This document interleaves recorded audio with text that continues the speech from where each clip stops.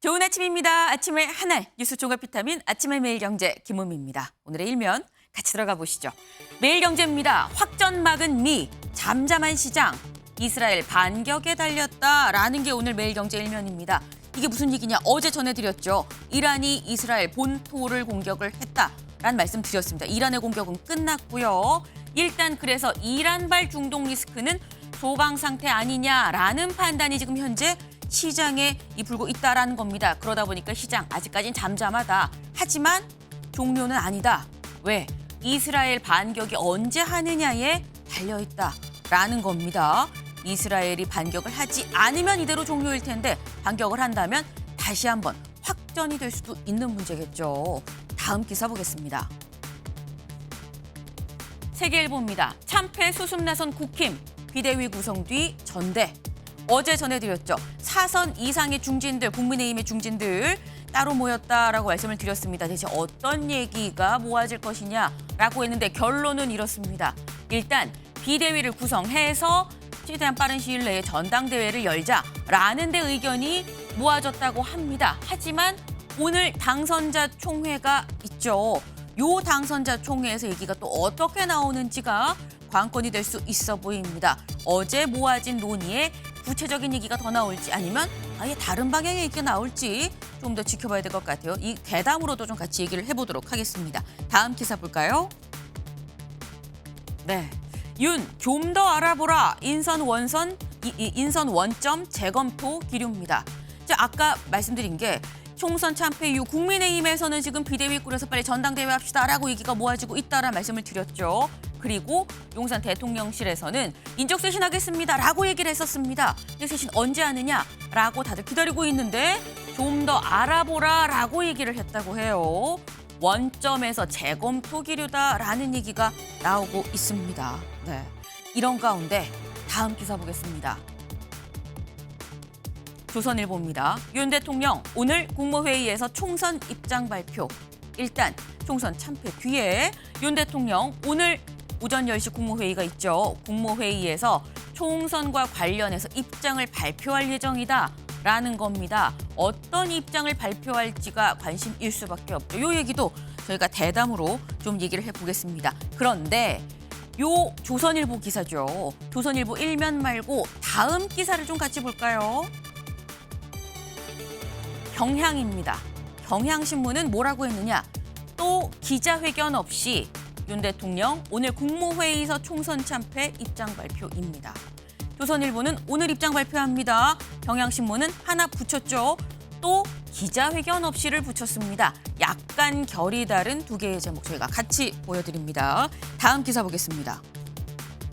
동아일보입니다. 이 의료대란 해소 공론화 투기 만들자. 네, 여기서 말하는 이는 이재명 대표입니다. 민주당 이재명 대표 지금 의료대란 해소를 위해서 이걸 공론화 투기를 만들자라고 얘기를 했습니다. 의료계랑 여야정이 다 참여하는 협의체를 만들자라고 얘기를 했는데 대통령실 정부가 이미 제안했다. 지난 1일에 윤 대통령이 이미 얘기한 거 아니냐라고 얘기를 하고 있습니다. 일단 의료계는 협의체 구성 공론화에 찬성한다라고 얘기했는데 여기서 말하는 의료계가 교수협회죠. 교수협회 말고 전공의 그리고 이 다른 의사들까지도 해서 이 지금 의협 비대위까지 해서 다 찬성을 하는지 여부도 사실 봐야 되는 관점 포인트입니다. 여기에 관련해서 동아일보는 윤 대통령 총선 후 야당이랑 협치할 수 있는 첫 시험대다라고 얘기를 하고 있습니다. 이게 공론화 특위가 만들어져서 지금 의정 갈등이 해결이 된다고 하면 공이 누구한테 가는지가 중요한 게 아닙니다. 일단 지금의 이 사태를 해결하는 게 급선무다. 손을 잡았으면 좋겠네요. 네, 다음 사진 기사 보겠습니다. 네, 마음이 먹먹해지는 오늘의 사진 한 장입니다. 오늘은 4월 16일이죠. 네, 10년 전에 10년 전 오늘 세월호 사태가 있었습니다. 네, 오늘 그 10주기죠. 지금 이 모습은 안산에 마련된 4.16 기억 교실입니다. 지금 추모객이 와서 두 손을 꼭 모아서 기도하는 그 모습을 지금 같이 보고 계시는데요. 네, 관련해서 다음 사진도 같이 하나 볼까요?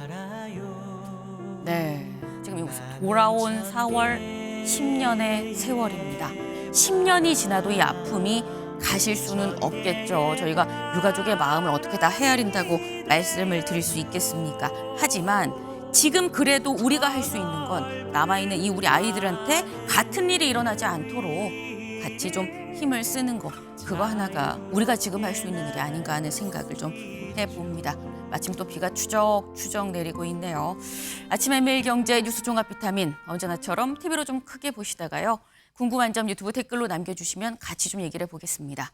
오늘 함께해 주실 분들 소개합니다. 안녕하세요.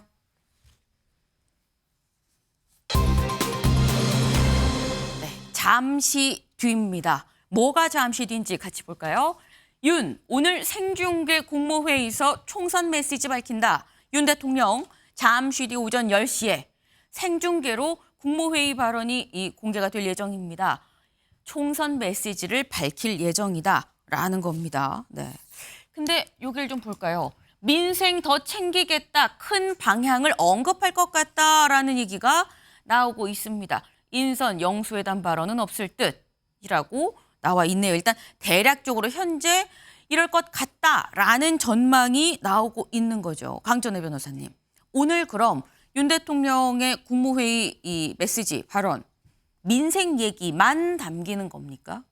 저는 그렇게 생각하진 않습니다. 네. 일단은 총선 이후에 대통령의 첫 육성 메시지이기 때문에 아마도 국민들께서 이번 총선으로서 윤석열 정부 2년에 대한 중간 평가를 해주신 것인데 여기에 대해서 대통령이 스스로 느끼는 바, 여기에 대해 얼마나 엄중히 받아들이고 있는지 그리고 향후에 국민의 눈높이에 맞는 정책들을 펼쳐나가겠다라는 이야기를 할 것으로 보이고요. 그리고 어쨌든 이번에 총선에서의 국민의힘이 이렇게 패배한 부분에 있어서는 대통령실과 국민들과의 소통이 단절된 부분들, 이런 부분들에 대해서도 조금 더 소통을 위해 노력하겠다는 이야기 나올 것으로 예상이 합니다. 다만 문제는 지금 대통령실에서는 이미 총선 참패 이후로 인적 쇄신을 하겠다라고 하고 있는데 네. 인선이 조금 오래 걸리는 듯한 느낌이 있습니다. 구체적인 부분들, 그러니까 뭐 국민들과의 소통에 있어서 과거에 도어 스태핑이 그만둔 이후에 당시에도 사실은 다른 방식으로 국민들과 계속 소통하겠습니다라고 했지만 그 다른 방식이 오랫동안 지금 찾아지지를 않고 있었죠. 이러한 부분들, 구체적인 부분들에 대해서는 사실은 새로운 인선들이 들어오고 네. 그 이후에 밝힐 수 있을 것이라는 예상이 됩니다. 그래서 아마 오늘은 큰 틀에서 여기에 대해 엄중히 받아들인다라는 이야기들을 하게 될 것으로 보이고요. 저는 개인적으로는 대통령이 5월 9일이 이제 취임 2주년이거든요. 그럼 네. 그때쯤 되면은 대략적인 인선들이 나오지 않을까? 그리고 지금 내각에 있어서는 뭐 사퇴 이야기들이 총리 이외에는 따로 없습니다만 아마도 일부 부처에서는 좀 변경이 있을 것으로 예상이 되는데요. 이러한 새로운 참모들과 함께 그때는 어떠한 기자회견의 형식으로 국민들께 진솔하게 다시 한번 이야기하는 기회를 한 번 더 가졌으면 좋겠다라는 생각을 개인적으로 갖고 있습니다. 지금 개인적인 생각이지만 일단 뭐 개각도 있고 전체적인 어떤 인적 쇄신이 끝나는 시점이 되면 그러면 기자회견을 하면 좋겠다라는 말씀을 하셨어요. 일단 아마도 오늘 소통 얘기도 좀 들어가지 않겠느냐라는 말씀을 하셨는데 윤경호 의원님. 어떤 얘기가 들어가야 된다고 보십니까? 우선은 반성. 지난번 작년이죠. 벌써 10월에 일개 구청장 하나라고 했잖아요. 강서구청장 보궐선거에서 지고 나서 윤 대통령이 저와 내각이 반성하겠습니다. 국민은 무조건 옳습니다. 그렇게 얘기했잖아요. 네. 그런데 이번 총선은 그거에 비하면 어마어마한 큰 매를 맞은 셈 아닙니까? 그리고 이후에 국정이 어떻게 바뀌어야 되느냐에 대한 국민의 의사가 이거보다 더 많이 모아질 수 있는 방법이 없잖아요. 그러면 거기에 어떤 내용이 담겨야 될까? 이거는 너무나 뻔한 거 아니에요? 뭐 흔히 말하는 소통, 협치 뭐 이런 거보다 저는 윤 대통령 먼저 제가 바뀌겠습니다. 제가 반성하겠습니다. 오죽하면 어느 신문 컬럼에 앞으로 3년 남았는데 대통령을 바꿀 수는 없으니까 나머지 다 좀 바꿔봐라. 이렇게 주문을 하잖아요. 그런데 오늘 아까 어느 신문의 제목처럼 기자회견도 안 해. 그 좋아하는 대국민 담화 형식도 아니야. 그렇다면 국민이 아이고 우리 윤 대통령이 바뀌려고 하는구나라고 받아들이겠어요? 이건 처음 시작하기 전부터 대통령이 어떤 얘기를 하겠다라고 예상하기 전부터 형식에서부터 벌써 많은 국민이 아이고 혀를 끌끌 차면서 아직도 안 바뀌었군. 이러지 않을까라는 생각이 듭니다. 시작도 하기 전에 제가 너무 찬물을 끼얹는 것 같아서 죄송합니다. 네. 일단 이런 내용이 좀 들어가야 되지 않겠느냐라고 다소 좀 쓴소리를 같이 해주셔서 근데 말씀 중에 나온 게 왜 기자회견이 아니냐라는 형식 부분을 또 말씀을 하셨는데 오늘 다른 신문들도 비슷한 얘기를 하긴 했습니다. 다음 기사를 좀 볼까요? 아까 저희가 봤었던 게 이거죠. 경향입니다. 또 기자회견 없이 윤 대통령 오늘 국무회의에서 총선 참패 입장 발표. 근데 제가 경향신문이다라고 말씀을 드렸죠. 다음 기사 볼까요? 동아일보입니다. 윤, 대국민 담화 회견 없이 국무회의 통해 총선 참패 입장 표명. 약간 두 제목이 비슷합니다. 윤영걸 대표님. 지금 보면 경향신문도 그렇고 동아일보도 그렇고 왜 기자회견 혹은 담화가 아니라 국무회의 발언이냐라고 묻는 것 같거든요. 뭐 그게 좀 아쉬운 대목이죠. 대통령이 기자회견을 통해서 직접 질의응답을 좀 받았으면 훨씬 좋고 차선책으로는 이제 담화문 대통령이 직접 국민한테 설명하는 거 아닙니까? 그 정도면 되는데 국무회의에서 국무위원들한테 얘기하는 거를 전달하면서 국민들이 알아야 되잖아요. 그러니까 간접화법으로 얘기하는 거잖아요. 네. 그러니까 직접 화법보다는 좀 설득력이 떨어지는 거죠. 그래서 총선 뒤에 2000년하고 2016년 두 가지가 있었습니다. 2000년에 4월 13일 날 김대중 대통령 때 여소야대로 그 민주당이 졌거든요. 그때 김대중 대통령이 바로 대국민 담화 발표하고 또 여야 영수회담 제의하고 그래서 이회창 새누리당 대표랑 회의도 하고 그래서 DJP 복원하고 이한동 자민련 그 대표를 총리시키고 그 굉장히 빨리 바뀌면서 정권 재창출에 성공했거든요. 네. 2016년에 박근혜 전 대통령은 한 석 차이로 졌는데 네. 며칠 후에 딱 두 줄짜리 논평을 내고 끝났어요. 그리고 그 내용이 뭐냐면은 국민들이 국회를 심판한 거다. 일 안 하는 국회에 대해 채찍을 친 거다. 이렇게 하고 끝났어요. 그리고 변하지 않았죠. 그래서 오늘 대통령이 직접 안 한 건 좀 아쉽지만 그래도 내용이 중요하니까 내용에 좀 기대를 해보는데 내용이 꼭 들어가야 될 게 뭐냐면 네. 앞으로 구체적으로 뭘 할 것인가. 그러니까 인적 쇄신은 쇄신은 그래서? 대통령 빼놓고 주위 사람을 바꾸는 거잖아요. 네. 총리나 대통령 비서실이나 오늘 얘기는 대통령이 뭘 할 것인가. 본인이 어떻게 바뀔 것인가. 그렇죠. 그거를 국민들이 이제 다 지켜보는 거죠. 지금 이번에 4월 10일 총선의 민의는 뭐겠어요? 대통령을 뽑았을 때 2년 전 대통령하고 지금 대통령하고 모습이 너무 달라졌다. 그래서 옛날 모습 초심으로 좀 돌아갔으면 좋겠다 이거거든요. 네. 그래서 대통령이 앞으로 소통을 어떻게 할 것인지 뭘 할 것인지 여야 뭐 영수회담을 한다든지 아니면 의사 이거 지금 일선에서 많이 빠져 있잖아요. 의정 갈등. 네. 이거를 어떻게 해결한다든지 좀 구체적인 좀 방안이 좀 나오면 그래도 좀 형식은 아쉽지만 성공한 그 어떻게 보면 입장 표명이다. 저는 이렇게 볼 수 있겠습니다. 네. 지금 말씀이 뭐 중요한 건 내용 아니겠냐라고 말씀을 하셨어요. 사실 형식을 압도하는 게 내용일 수 있죠. 사실 그렇기 때문에 내용이 뭐가 들어갈 것이냐라는 건데 다음 기사를 좀 볼까요? 국정동력 잃은 윤 대통령 소통, 협치, 기조전환 요구 부응할까입니다. 서영주 대변인님. 일단 경향은 세 가지를 지금 먼저 올린 것 같아요. 소통, 협치, 기조전환 요구. 어떻게 보십니까? 지금 현재 윤석열 대통령의 이 총선을 대하는 태도를 보면 그럴 공산이 굉장히 낮다. 그러니까 이제 이 국민들은 이런 겁니다. 그러니까 사실과 인식 영역에서 사실도 중요하지만 인식 영역이 더 크거든요. 국민들은 뭘 보냐면 행태를 봅니다. 그 다음에 내용을 보는 것이죠. 그러니까 이 총선에 대해서 윤석열 대통령이 국민의 뜻을 겸허히 받들겠다 했잖아요. 그러면 과연 국민들은 지금 신호를 보냈습니다. 총선 참패를 통해서 좀 깨달아라. 네. 지난 2년처럼 하면 안 된다. 네. 라고 했을 때 윤석열 대통령이 뜨고 국민들이 이렇게 무섭구나 하면서 태도를 바꾸는 거예요. 네. 그러면 행동이 바뀌는 겁니다. 그러면 대국민 당화마 형식이 아니라 기자회견을 통해서 본인이 지난 2년에 이런 부분들에 있어서 참 부족한 부분이 많았습니다. 앞으로 이렇게 바뀌겠습니다. 직접 화법을 써야 되는 것이죠. 국무회의에서 무슨 공직기강을 얘기한다는 걸 보면서 국민들 얼마나 한탄스럽겠습니까? 과연 이번 선거에서 국민들이 공직기강이 흐트러져서 심판했을까요? 참모들이 인선을 잘못해서 심판했을까요? 윤석열 대통령 본인이에요. 그런 뜻에서 민생을 읽으려면 민생을 챙기려면 민심을 읽어야 돼요. 그런데 이런 경우입니다. 지금 윤석열 대통령은요. 지문을 읽지 않고 문제를 풀겠다는 겁니다. 그러니까 점수가 잘 나오겠어요? 민심이라는 지문을 잘 읽어야만 민생이라는 문제를 잘 풀 수 있어요. 근데 앞뒤 맥락이 전혀 생각이 없는 그런 행태들로 지금 똑같이 가다 보니까 지금 현재까지는 국민들은 안 바뀌는구나.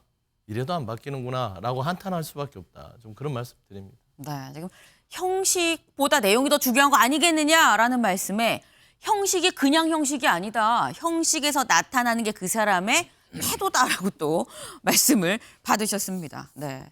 근데 마침 또 지금 이 총선이 끝나고 난 다음에 대통령 지지율 여론조사가 나왔습니다. 어떻게 나왔는지 좀 볼까요? 네, 이렇습니다. 5일, 9일, 11일, 12일, 이제 9일 끝나고 10날 총선이 있었죠. 그리고 난 다음에 11일, 12일, 이게 일간입니다. 데일리, 매일매일 어떻게 나오느냐인데 지금 긍정 28.2%죠. 리얼미터의 조사입니다. 리얼미터가 1일 지지율을 계속 조사를 하고 있는데 28.2 역대 최저였었다. 28.7이 그동안 가장 낮은 수치였는데 이번에 그보다 0.5%포인트가 낮은 이 28.2%가 나왔다라는 겁니다. 강전혜 변호사님. 지금 서영주 대변인께서는 이게 형식도 형식 나름이다. 형식도 중요하지 않느냐라고 또 말씀을 하셨어요. 사실 이런 상황이면 약간 뜨거 빨간불로 좀 해석이 될 수 있는 상황이 아닌가 싶은데요. 네, 그 부분 좀 엄중히 받아들여야 될 것 같습니다. 왜냐하면 4월 10일에 있었던 총선 바로 다음 날 사실 대통령실에서 입장문이 나오기는 했었거든요. 네. 그렇지만 그때 바로 윤석열 대통령이 어떠한 육성으로서 담화라든지 이렇게 국민들께 한 번 더 말씀을 해주셨으면은 조금 더 낫지 않았을까라고 저는 개인적으로 좀 아쉬운 부분들이 있습니다.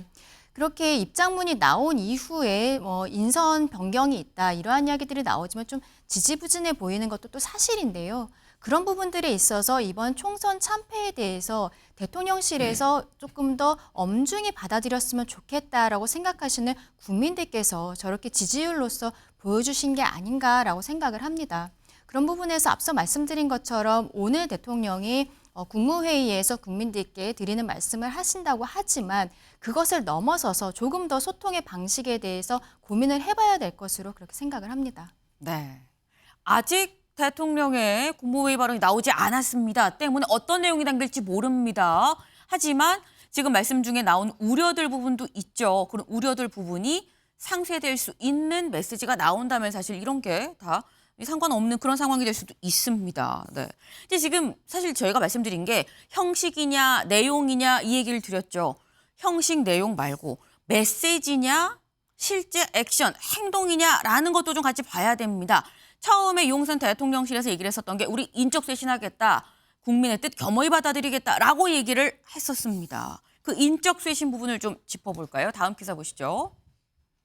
윤, 좀 더 알아보라. 인선 원점 재검토 기류다라는 겁니다. 아까 저희 일면 기사로 소개를 드렸었죠. 이걸 좀 자세히 보겠습니다.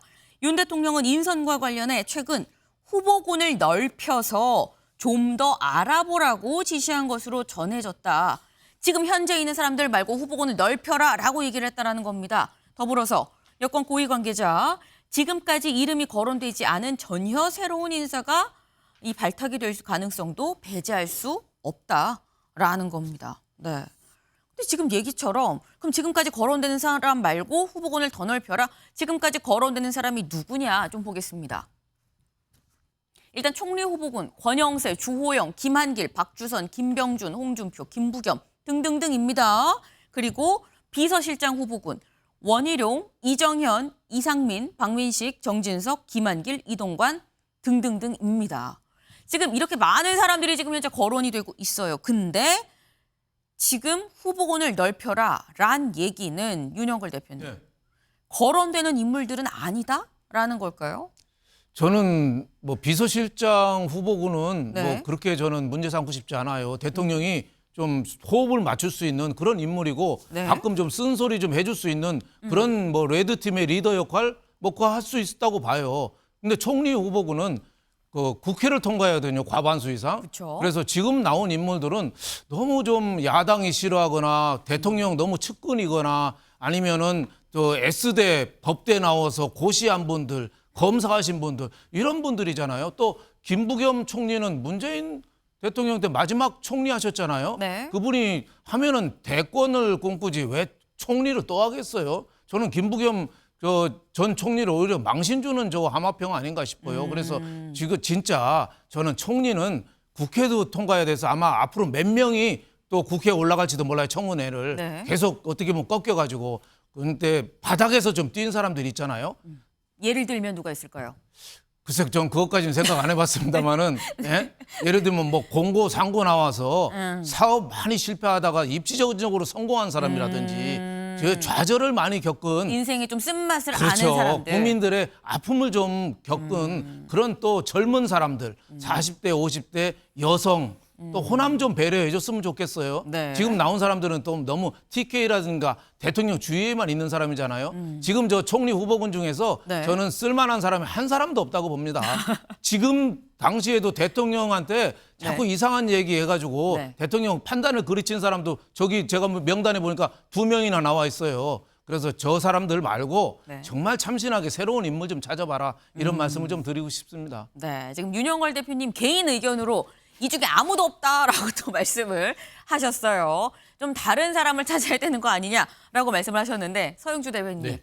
지금 빙그레 웃고 계시는데 서영주 대변인께서 보시기에 야당이 동의할 수 있는 총리 후보 여기 있습니까 없습니까? 없으면 누가 있을까요? 일단은 김부겸 전 총리는 이 하마평에 대해서 불쾌하다고 말씀하셨어요. 그래서 여기서 제외시켜야 될 것 같고요. 면면을 보면 총리 후보군에서는 제가 봐서는 다 고만고만합니다. 지금 현재 윤석열 대통령은 본인과 가까운 사람을 옆에 두는 것들은 국민들한테 결코 좋지 않는 시선을 받을 거예요. 그러니까 나름대로 레드팀, 쓴소리. 물론 이제 윤석열 대통령 자체가 이게 인선하는 절차가 틀렸습니다. 처음부터 본인이 먼저 입장을 발표해야 됩니다. 대국민담화를 통해서. 제가 지난 2년 이랬으니까 바뀌겠다. 그리고 주변에 있는 많은 사람 얘기를 잘 듣겠다. 너무 독선적으로 하지 않겠다. 윤석열 스타일이 그렇게 소문이 났잖아요. 본인이 네. 1시간에서 59분을 얘기하고 말을 안 듣는다. 독선적이다. 이런 게 있기 때문에 본인이 국민들한테 그런 약속을 해줘야만 사람이 모입니다. 지금 여기에 거론되는 하마평에 있는 분들 윤석열 대통령 옆에 가기 싫어요. 지금 현재 말하자면 총선 참패해서 힘든 과정인데 과연 쓴소리를 했을 때 대통령이 바뀔 것이냐. 저 다 고개를 갸우뚱할 것이고 저는 우려스러운 것들은 뭐 이상민 행안부 장관이요. 이태원 참사 책임 있지 않습니까? 원희룡 전 장관도 지금 양평고속도로 관련돼서 의혹이 있고요. 정진석 의원 당연히 지금 뭐 이 재판 중에 실형을 받았고요. 뭐 이동관 전 방통위원장 저분도 그렇고 하나같이 다 문제가 있는 분들이에요. 저걸 올려놓고 지금 인선을 한다고 하니 얼마나 답답합니까? 저는 제가 봐서는 그나마 보면 김한길 통합위원장 정도가 네. 나름대로의 그 조금 뭐 나쁘지 않은 납배드 정도의 수준이지만 지금 현재는 공직사회가 지금 흔들리고 있기 때문에 관료 출신의 총리가 가는 것들이 조금 적당하지 않을까. 아예 그냥 공직사회와 소통할 수 있고 관료기 때문에 정치색이 없어서 뭔가 야당하고 얘기를 할 때도 아주 업무적이고 어떤 행정적인 부분만 논의할 수 있는 그런 총리 후보군이 필요하지 않냐. 저는 좀 개인적으로 생각합니다. 네. 지금 좀 다양한 얘기가 나오죠. 공통적인 건 이 중에 없다라는 뭐 말씀 비슷한데 그런데 이제 아까 뭐 산전수전 다 겪은 좀 그런 경험치 있는 사람이 와야 된다라는 의견도 있으셨고요. 아니면 아예 그냥 관료가 오는 건 어떻겠느냐라는 말씀도 있었습니다. 근데 지금 볼까요? 지금 여기 총리 후보군으로 얘기되는 사람들 중에 가장 첫 번째 있는 기억 니은 순인가요? 권영세 의원 어제 기자들이 직접 물어봤습니다. 총리 후보군 거론되는데요 물었더니 뭐라고 얘기했을까요? 들어보시죠. 총리 내각설 지금 얘기 나오고 있는데 좀 이거는 어떻게 보고 계십니까? 지금은 그거가 좀 아무 좀 생각도 하고 있질 않을 거예요. 지금 그건 낭설이라고 봐요. 네. 지금 그거는 이제 총리 후보를 얘기를 하는 거죠. 총리 임명. 지금 그거 아무 생각도 하고 있지 않을 거예요. 라고 얘기를 했습니다. 생각하고 있지 않은 주어는 대통령실인 거죠. 주어가 대통령실이 지금 용산에서 나는 생각 안 하고 있을 거야 라는 취지로 지금 들리거든요. 윤경호 위원님. 뭔가 그 전에 얘기가 오간 건가라는 생각도 듭니다. 설사 그랬다 하더라도 저 자리에서 아유 저 연락 받았습니다 이렇게 말할 후보가 누가 있습니까? 그건 뭐 정치인이라면 저렇게 말하는 게 당연한 건데 윤 대통령이 다시 찾아봐라라고 얘기했다고요? 국민들이 언론에 이렇게 하마평 난 걸 보고 아이고 아직 멀었구만 다시 찾으세요 이거 아니에요? 저는 그렇게 봤어요. 통상 이런 인선은 대통령실 주변에서 일종의 언론 플레이라고 그러잖아요. 여론을 한번 떠보기 위해서 후보들을 쫙 나열해 놓고 일종의 여론 평판 조회 같은 뭐 그런 그런 거죠. 분위기를 보잖아요. 그래서 더 좁혀지면 언론에서 검증에 들어가지요. 그런데 지금 거론되는 분들 오늘 우리 나와 있는 패널들조차도 아니라고 얘기하실 정도이고 또 하나는 총선에서 일개 지역구에서 패배를 한 분을 다시 등용을 한다. 그거 국민에게 할 태도인가요? 저는 그 지역구에서는 평가를 제대로 못 받았지만 다른 자리에서는 얼마든지 일을 할 수 있을 것이다. 그런 것 때문에 매를 더 맞지 않을까. 한 가지 중요한 건요. 지금 자칫 잘못하면 이번 총선 이후에 모든 관심과 뭐 이런 게 총리 누가 되느냐, 비서실장 누가 되느냐, 국민들의 관심이 글로 가는 걸로 착각을 할 수 있어요. 그거 아니죠. 윤 대통령이 바뀌느냐 안 바뀌느냐 이거에 관심이 있는 거예요. 그 바뀌느냐 안 바뀌느냐의 하나의 척도가 어떤 사람을 이번에 새로 쓰느냐, 그다음에 대통령실에 조직을 또 어떻게 바꾸느냐 이런 거예요. 지금 보도된 거에 의하면 무슨 뭐 민정수석 역할을 하는 법률수석 같은 걸 만든다면서요. 그 대신 없애는 게 무슨 시민사회수석이라는 걸 없앤다면서요. 아니 민생을 살피고 국민의 의견을 듣겠습니다라고 했는데 그나마 그런 창구로서 있는 게 시민사회수석이라는데 네. 그건 없애고 공직자들 기강 잡는 역할을 더 강하게 하는 법률수석 같은 거 만들겠다. 이렇게 가는 거 이게 아이고 우리 윤 대통령이 이번 총선에 매를 좀 맞더니 바뀌고 있구나라고 국민이 평가를 하겠습니까? 그런 점에서 인사 이거 정말 중요해요. 중요한데 그 중요하다는 게 어떤 점에 초점을 맞춰야 되는지 그걸 빨리 파악하시기를 주문합니다. 네. 윤경호 위원님 이렇게 세게 거듭거듭 말씀을 하시는 경우가 많지는 않은데 오늘 좀 세게 말씀을 하셨어요. 네.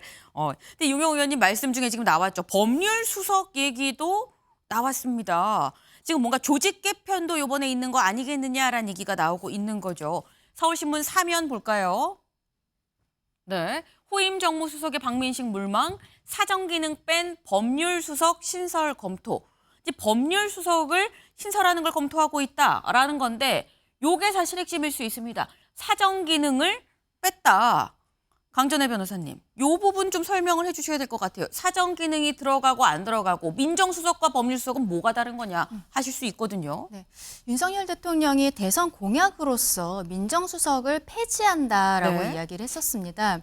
그 이유는 사정기능이라는 것이 어떠한 검찰이라든지 경찰이라든지 이런 수사기관들에 대해서 뒤에서 함께하는 이런 역할들을 하게 되는 것인데요. 그렇다면 어떤 사람에 대한 뒷조사라든지 이런 것들을 하는 것이 맞지 않다라는 이야기를 하면서 윤석열 대통령이 결국 민정수석이라는 것을 폐지를 시켰던 것이거든요. 그런데 민정수석의 역할이라는 것은 사정기능만 있는 것은 아닙니다. 인사검증이라든지 지금은 그래서 민정수석이 없기 때문에 윤석열 정부에서는 인사검증 부분에 있어서 법무부를 이관을 해놓은 상황이거든요. 네. 하지만 이제 문재인 정부 때까지는 민정수석이 있었기 때문에 여기에 대한 어떤 세평이라든지 이런 것들을 민정수석실에서 또 별도로 알아보는 부분들이 있었습니다.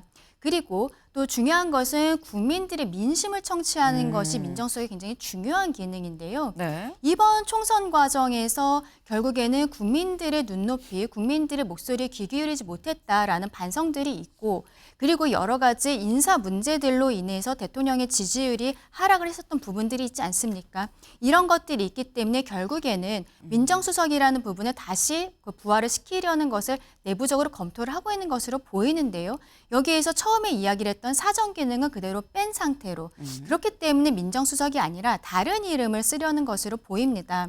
현재로서는 뭐 법률수석이라는 이름이 나오고는 있습니다만 실제로 저런 자리를 만들게 된다면 꼭 네. 법률수석이 아니라 어떤 뭐 담당관이라든지 이름은 바뀔 수 있는 것인데 어쨌든 기능 자체에 대해서는 이번 총선 과정에서 국민들의 목소리 듣는 부분을 조금 더 강화하겠다라는 의지로 보입니다. 네. 일단 기존의 민정수석과 비슷한데 사전 기능 빼고 민심을 듣는 그 역할을 할 만한 담당자 누군가를 좀 만들 필요가 있다라는 말씀이에요. 서영주 대변인님. 법률수석 어떻게 보십니까? 법률수석 저는 김건희 여사에 대해서 일단 좀 신경을 많이 쓴 것 같아요. 이번 선거에 대해서 이제 뭐 칼럼에서도 이번 선거의 패배 요인은 윤석열 대통령을 포함한 김건희 여사의 리스크가 컸다라고 평가를 하고 있습니다. 그리고 지금 국민들은 영부인인 김건희 여사가 어디에서 무엇을 하는지 궁금해하고요. 그게 명품백 사건 이후로 뭔가 있는 거 아니야라는 석연치 않은 부분들을 가지고 있어요. 그런 부분에 있어서 민정수석이라는 단어를 쓰기 싫으니 법률수석을 내놓는 것이지요. 그러니까 시민사회수석을 없애는 부분들도 분명히 저는 이게 왜 엇박자가 나지 민생 부분에 있어서 이거는 시민사회수석은 꼭 필요한 어떤 이 자리거든요. 근데 네. 그걸 없애는 걸 보면 이번에 시민사회수석을 운영해 보니까 다 본인 정치만 하고 실수만 하는 그런 자리가 됐지 않았습니까? 그래서 저는 그냥 뭐 어떤 조금 많은 걸 고민하지 않고 없애버린 것 같고요. 법률수석 부분들은 그냥 민정수석이라고 해도 될 부분인데 자존심 같습니다. 그리고 제가 봐서는 윤석열 대통령의 배우자이신 김건희 여사의 어떤 여러 가지 리스크들을 관리하는 뭐 제2부속실의 역할 같은 느낌? 거기에서 민정수석 역할을 하는 그런 실질적 자리를 하는 것인데 좀 할 때 좀 확실하게 했으면 좋겠어요.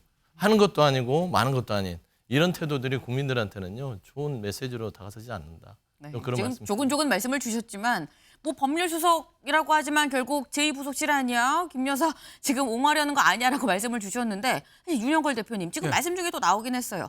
원래 제2부속실을 다시 만드냐 마냐 얘기가 살짝 있었었거든요. 네. 어차피 조직 개편하면 제2부속실도 그럼 같이 만들 수도 있는 거 아닙니까? 가능성 어떻게 보세요? 저도 그 얘기가 좀 나왔으면 좋겠어요. 예, 이번에도 뭐 제2부속실 김건희 여사 관련된 거를 앞으로 네. 좀 차단한다고 관리한다는 의미에서 제2부속실 얘기가 나와야 되는데 아직까지 그 얘기가 좀 안 나왔어요. 국민들이 제일 궁금해하는 게 그거 아니겠어요? 제2부속실하고 또 하나는 특별감찰관. 과거에 박근혜 대통령 때 있었잖아요. 예, 근데 문재인 대통령 때 안 했어요. 네. 지금도 야당에서 뭐 해오면 하겠다고 하는데 적극적으로 좀 나서야죠. 그래서 이번에 대통령 비서실을 좀 개편하는데 좀 더 큰 눈으로 좀 봤으면 좋겠어요. 살라미 전술 비슷하게 해서 조금 바꾸고 이렇게 찔끔찔끔 하다 보면 나중에 다 바꿔도 바꾼 것 같지가 않아요. 한 번에 확 좀 바꾸는 그런 좀 자세가 좀 필요하지 않나 이렇게 생각이 됩니다. 네. 바꿀 거면 한 번에 확 바꾸자라는 말씀을 또 하셨어요. 저희는 다음 키워드로 좀 넘어가 보겠습니다.